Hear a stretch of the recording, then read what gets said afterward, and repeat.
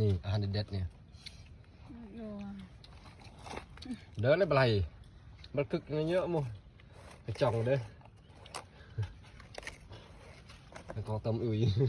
มันแห้งมันไม่เห็ดไปเว้ยไอ้หน้าดอกมาแต่ว่าเกาะกันนมโนกลางเอ็นเกี่ยวเบรดนับไม่ถึงปลาเฮ้ย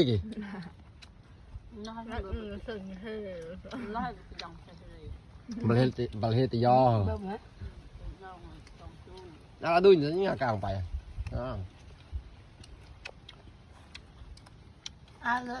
cá lòng bóc bên là mới lòng bóc buồn chứ lòng bóc màจะต้องปรุง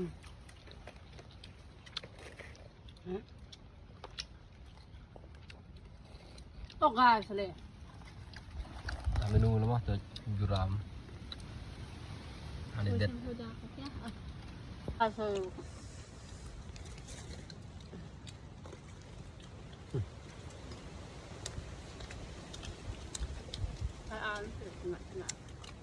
mà nữa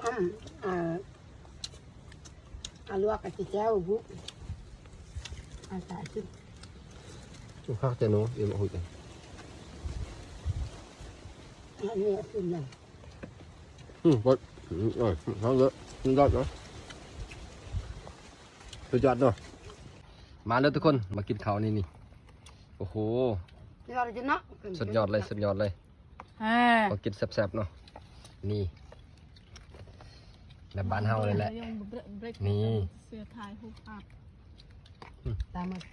เมนูความร้ายเนาะสำหรับ